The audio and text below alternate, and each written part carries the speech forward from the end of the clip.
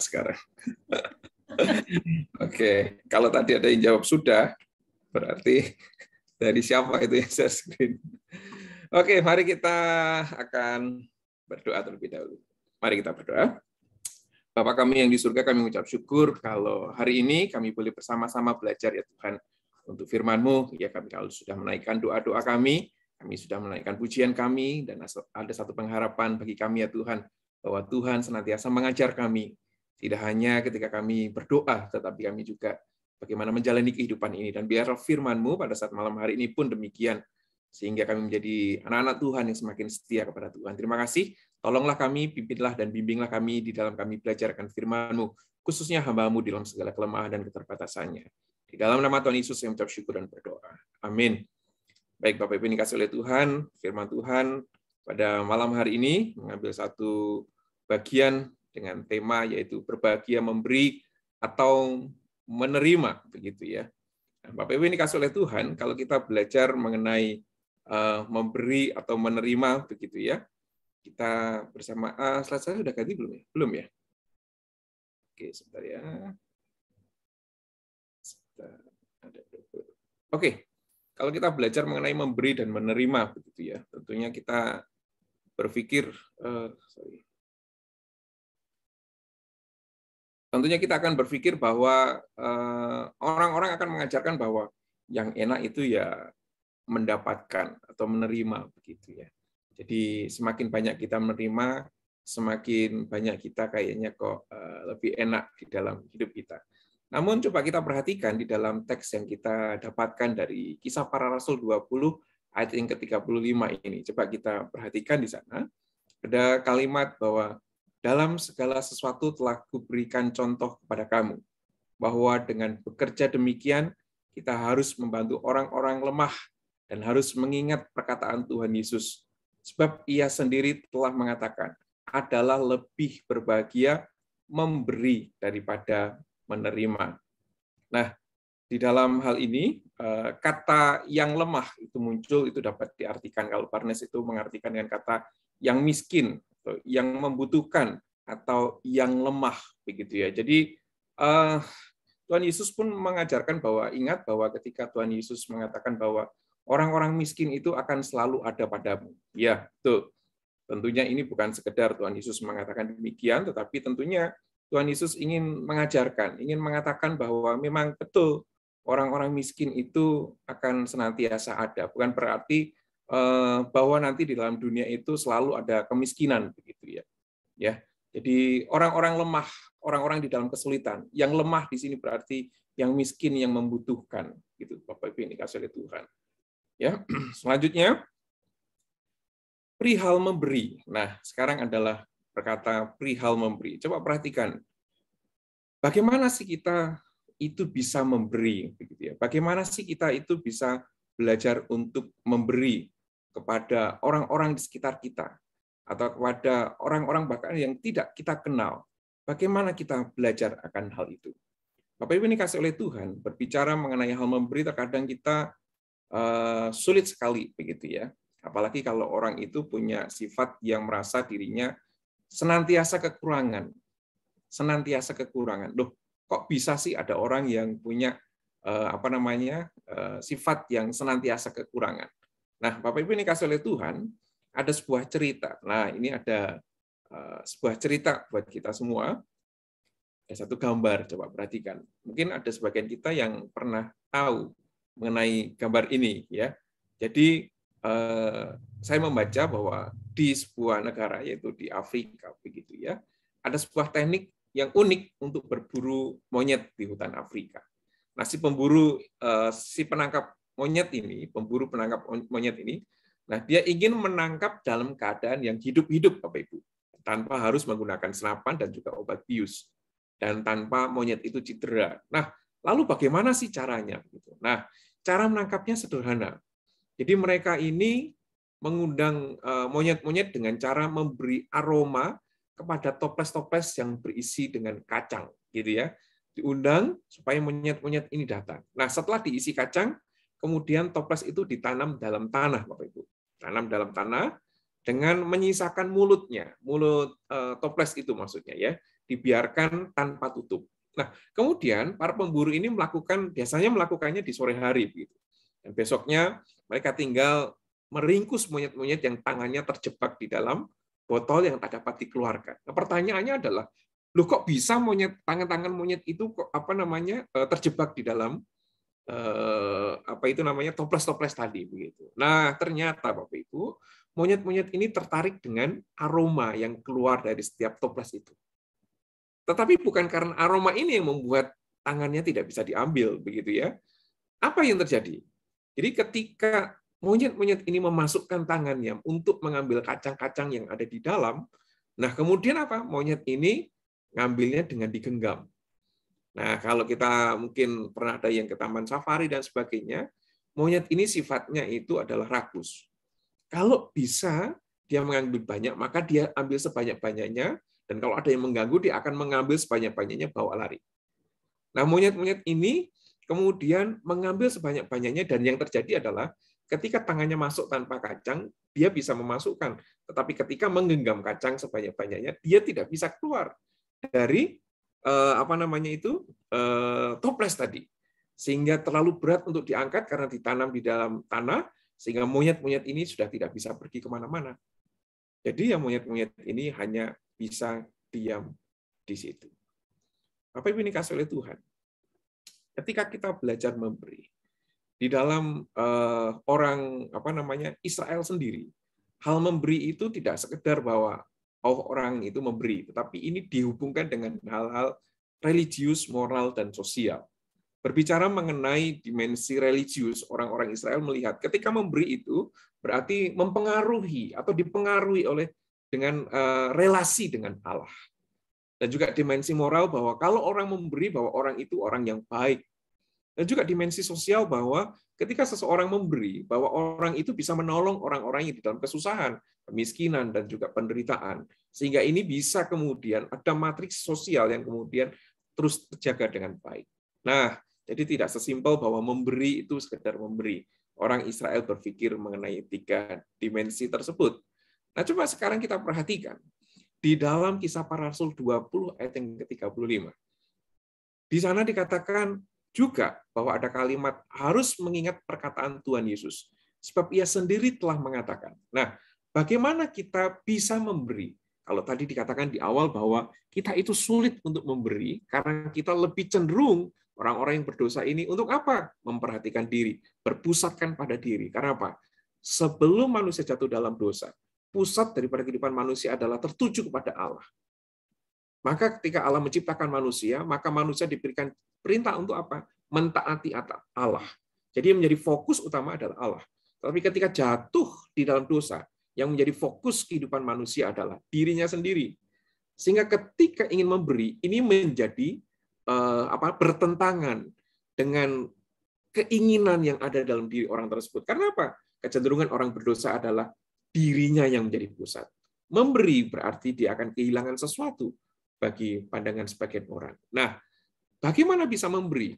Hal yang kedua yang harus kita perhatikan dari ayat 35 ini adalah bahwa orang yang memberi, yang pertama, selain merasa cukup, tadi ya, monyet itu tidak bisa mengeluarkan tangannya karena dia tidak merasa cukup, ingin mengambil yang banyak.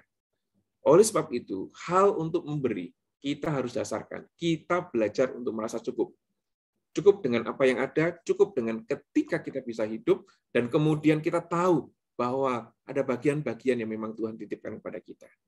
Yang kedua adalah belajar memberi adalah belajar melakukan firman. Bahwa di dalam ayat yang ke-35 tadi dikatakan bahwa itu adalah perkataan Tuhan. Itu adalah firman Tuhan. Apa yang dikasih oleh Tuhan? Coba kita perhatikan bersama-sama. Ketika kita belajar mengenai hal memberi ini, ketika dikaitkan, sekali lagi, ketika dikaitkan dengan firman Tuhan, perihal memberi hubungan dengan perintah Tuhan sendiri itu ya. Tidak hanya Tuhan yang pernah mengatakan, janganlah engkau menuntut balas, dan janganlah menaruh dendam terhadap orang-orang sebangsamu, melainkan kasihlah sesamamu manusia seperti dirimu sendiri. Itu ada di dalam Imamat 19 ayat 18. Tapi juga Tuhan mengatakan bahwa bahkan di dalam Matius pasal yang kelima ayat 44 itu, bahwa kasihlah musuhmu tidak hanya mengasihi sesamamu. Nah, tapi coba kita perhatikan, ketika Tuhan memerintahkan bahwa tidak hanya mengasihi manusia, artinya di dalamnya termasuk hal memberi. Tetapi coba perhatikan, ketika kita bertanya, kapan kita harus memberi? Begitu, ingat, di dalam Matius 25 juga pernah diceritakan mengenai ketika Tuhan mengingatkan, ketika aku lapar, ketika Tuhan mengatakan itu ya, ketika aku lapar, engkau memberi aku makan, ketika aku haus, engkau memberi aku minum, ketika aku seorang asing, engkau memberikan aku tumpangan, dan selanjutnya. Kemudian ditanya, kapan Tuhan kami melihat Tuhan seperti itu? Yaitu ketika apa?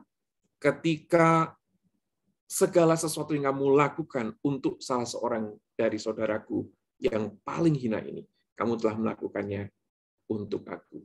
Nah, belajar melakukan firman, ketika firman mengajarkan kita semacam tadi, bahwa ketika kita melakukan kepada orang-orang yang di dalam penderitaan kekurangan, itu juga melakukan untuk Tuhan. Artinya, hal memberi berhubungan tidak sekedar ketika kita belajar merasa cukup, tetapi kita belajar untuk melakukan firman. Hal selanjutnya kita lihat di dalam ayat yang sama, ayat yang ke-35 tadi. Dikatakan apa di sana? Bahwa adalah lebih baik berbahagia memberi daripada menerima. Nah, sekali lagi, ini sepertinya kok melawan akan kodrat, akan dunia yang ada sekarang ini. Kok sepertinya ini tidak sama dengan yang diajarkan oleh dunia. Apa yang dikasih oleh Tuhan?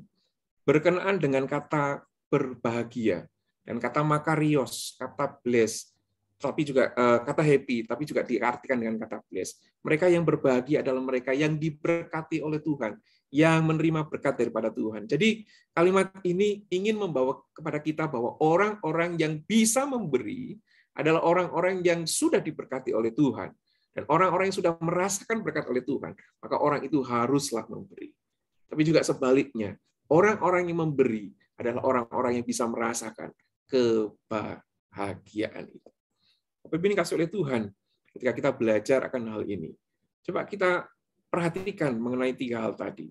Perihal memberi itu dihubungkan dengan belajar merasa cukup, belajar melakukan firman, tetapi juga belajar merasakan bahagia. Kebahagiaan di dalam hal memberi. Sekarang menjadi pertanyaan adalah, memberi kok bahagia sih? Kita kekurangan sesuatu kok bisa menjadi bahagia sih? Bagaimana? Bukankah ketika kita menerima dan semakin banyak menerima, itu akan semakin bahagia karena banyak yang kita dapatkan. Tapi kok ini memberi? Berarti kalau memberi berarti kita kekurangan atau berkurang yang kita miliki. Tapi kenapa kok disebutkan dengan kata bahagia dalam hal ini? Bapak Ibu dikasih oleh Tuhan. Satu hal yang menarik. Ini diangkat, cerita ini diangkat dari true story katanya, begitu ya. Bapak Ibu nanti bisa cari di Facebook ataupun mungkin di Google bisa dicari ya. Ada seorang ibu begitu ya, ada seorang ibu yang kemudian ini sedang kuliah melanjutkan studinya, dia sudah punya 2 anak begitu ya. Nah, dia sedang kuliah kemudian pada saat mengambil mata kuliah sosiologi begitu. Nah, dosennya memberikan satu tugas, yaitu tugas smiling, tugas senyum kepada orang. Jadi tugasnya adalah silakan kalian, ya mahasiswanya, senyum kepada 3 orang yang berbeda, dan catat apa respon daripada orang yang engkau berikan senyum itu. Responnya apa? Nah, benar. Kemudian ibu ini setelah selesai kuliah hari itu, kemudian dia keluar dari kampus dan suami dan anak bungsunya sudah menunggu di mobil, begitu ya. Ini ceritanya terjadi di Jerman waktu itu. Nah, ketika saat itu masuk ke mobil kemudian berjalan, nah jadi cuaca hari itu cukup dingin ya, cukup dingin dan kering di sana dan tidak menyenangkan tentunya bagi orang-orang yang ada di luar rumah atau luar ruangan. Nah, kemudian karena merasa lapar, ibu ini mengajak suami dan anak bungsunya ini pergi ke restoran cepat saji. Hari itu begitu dingin dan kering sekali lagi. Nah, kemudian ibu ini bilang sama suami dan anaknya begitu ya, kalian duduk saja, saya akan mengantri di restoran cepat saji itu.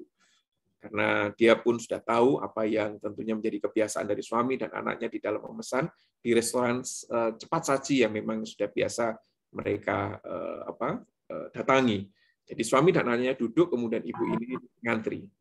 Nah, saat mengantri, kemudian tiba-tiba ada beberapa orang yang ngantri di belakang ibu ini sudah mulai tidak di antriannya. Mereka mulai meninggalkan antrian itu. Nah, kemudian ibu ini ingin mencoba melihat ke belakang, tapi sebelum sempat melihat ke belakang, dia mulai mencium bau yang tidak sedap. Ya, dia mencium bau yang tidak sedap, tidak enak, dan nusuk ke hidungnya. Kemudian dan benar ketika saat menengok ke belakang, dia mendapati ada maksudnya dua orang tunawisma, orang gelandangan yang berdiri di belakangnya. Nah, kemudian tidak hanya yang di belakang ibu ini yang kemudian antrian itu pada kocak-kacir atau pergi karena baunya yang tidak sedap itu, tapi juga orang yang di depan ibu ini mulai pada meninggalkan. Mereka rela untuk antriannya itu tidak didapatkan buat mereka. Sampai akhirnya ibu ini berdiri paling depan dan kemudian berhadapan dengan pramusaji. Nah, kemudian setelah ibu ini menjadi antrian paling depan, dipanggil oleh pramusaji tadi. Ibu mau pesan apa? Ada yang bisa saya bantu? Begitu ya. Nah, kemudian ibu ini masih terdiam, begitu ya. Kemudian ibu ini malah melihat ke belakang, gitu, melihat ada dua orang tunawisma ini, yang satu agak pendek, kemudian satu ukurannya biasa, begitu ya. Tetapi ukuran yang tinggi ini tangannya agak gemetar, gitu. Ternyata orang ini menderita demensia, dia sakit, begitu ya, Bapak Ibu. Nah, kemudian ibu ini mempersilahkan dua orang itu, meskipun ini giliran dia, kemudian dia mempersilahkan, dia berpikir mungkin orang ini lebih membutuhkan makanan lebih dahulu, dan akhirnya dua orang itu dipersilahkan maju ke antrian yang paling depan. Nah, kemudian di saat antri paling depan, kemudian ditanya sama pramusaji butuh apa, kemudian dia membeli secangkir kopi.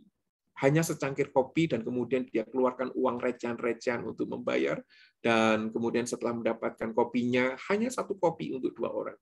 Ya, kemudian mereka dua orang ini duduk di kursi dan meja yang paling pojok karena takut mengganggu orang lain. Kebiasaan di Jerman adalah kalau orang itu masuk ke restoran, kalau mau duduk di sana, minimal dia harus membeli makanan atau minuman.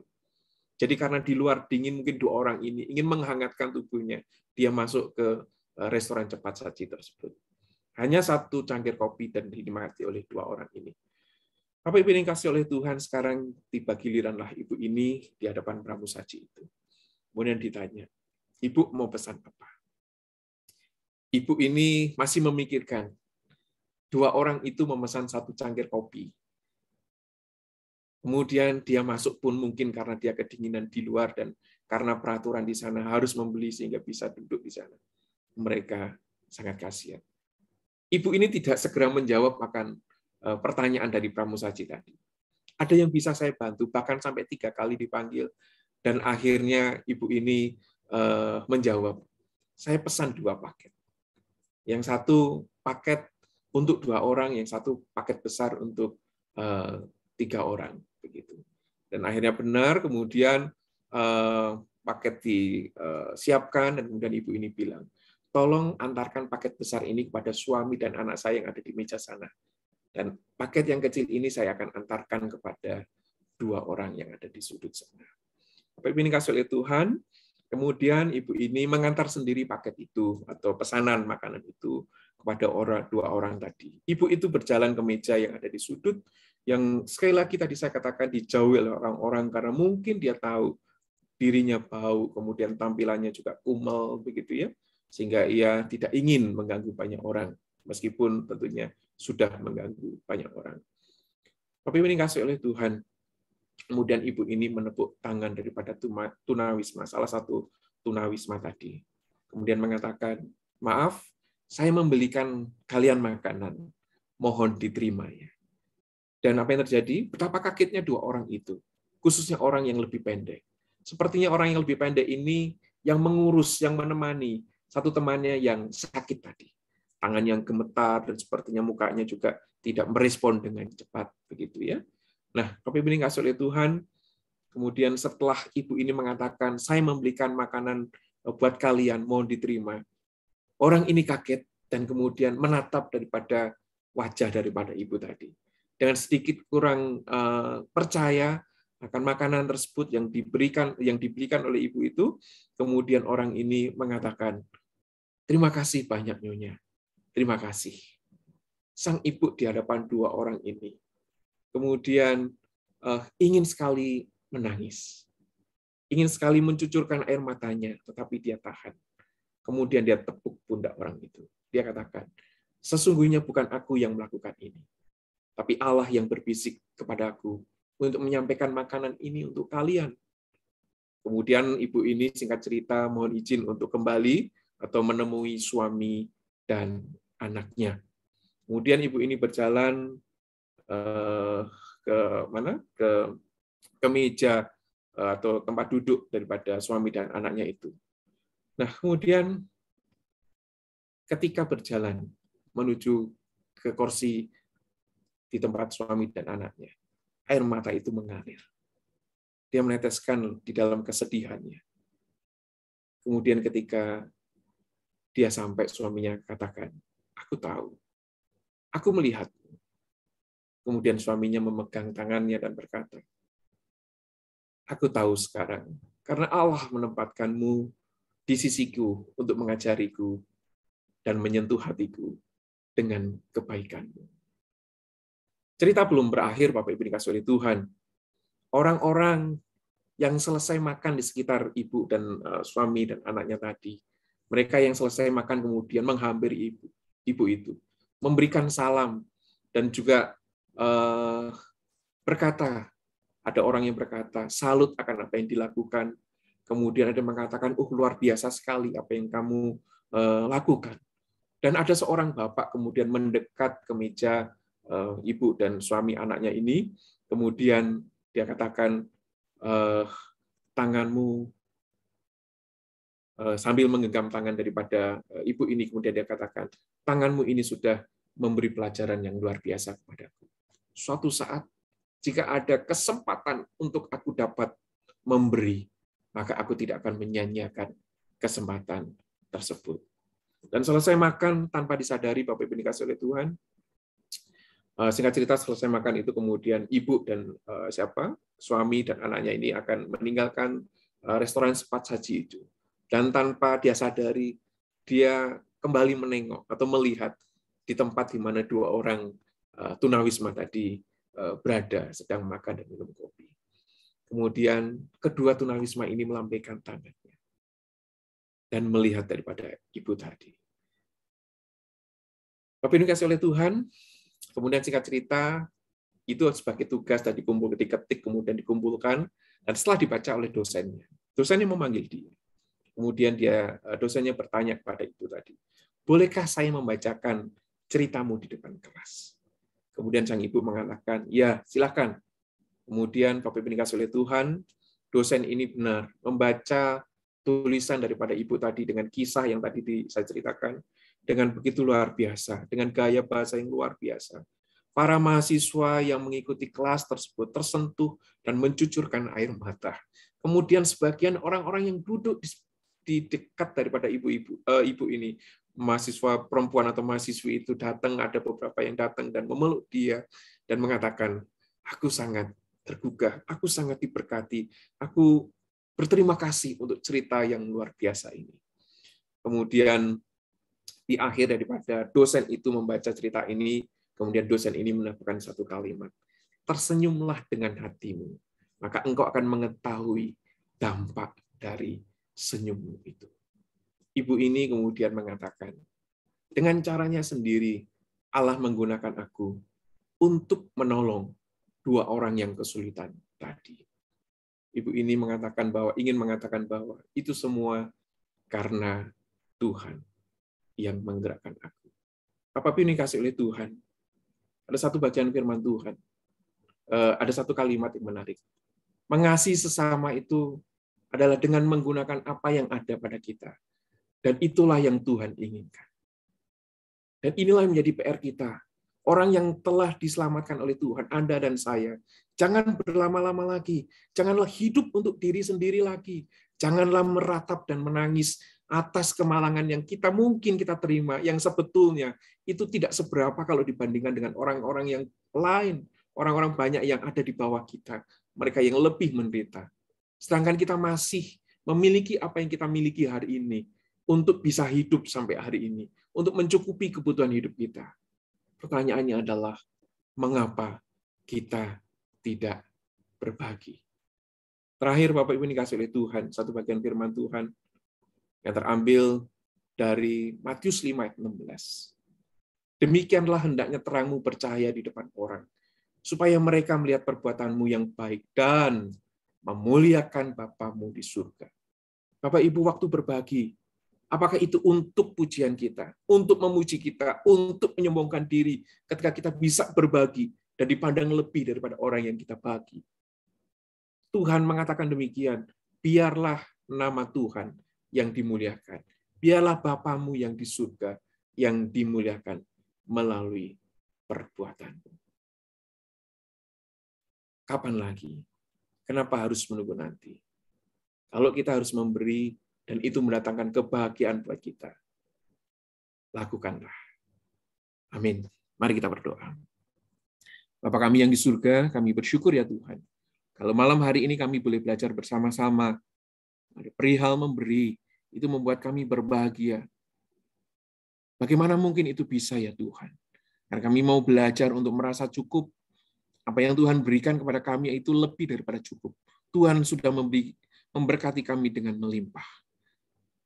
Biarlah kami tidak senantiasa memandang ke atas, ada orang-orang yang mungkin lebih daripada kami. Tapi ada orang-orang yang lebih menderita daripada kami. Ketika kami melihat ke bawah, ada orang-orang yang sulit hidupnya ya Tuhan. Boleh kami belajar memberi, itu karena memang firman Tuhan mengajak kami, mengajarkan kami untuk memberi pada orang-orang yang sedang di dalam kelemahan. Tuhan, kami juga belajar ya Tuhan, perihal memberi ini. Ya, sekali lagi perihal memberi ini ya Tuhan, berhubungan dengan apa yang disebut dengan bahagia. Kebahagiaan itu kami rasakan ketika kami memberi, karena kami boleh merasakan Tuhan sudah memberikan kepada kami. Dan Tuhan sudah mencontohkan kami, Tuhan memberikan diri untuk kami. Dan kami merasakan bahagia karena itu semua. Terima kasih ya Tuhan untuk apa yang sudah Tuhan berikan kepada kami. Sekali lagi, bukan nanti, tapi mulai dari sekarang, kami mau belajar memberi yang terbaik bagi orang-orang di sekitar kami. Terima kasih Tuhan, ini doa kami. Demi nama-Mu yang kudus Tuhan kami Yesus Kristus, kami mengucap syukur dan berdoa. Amin.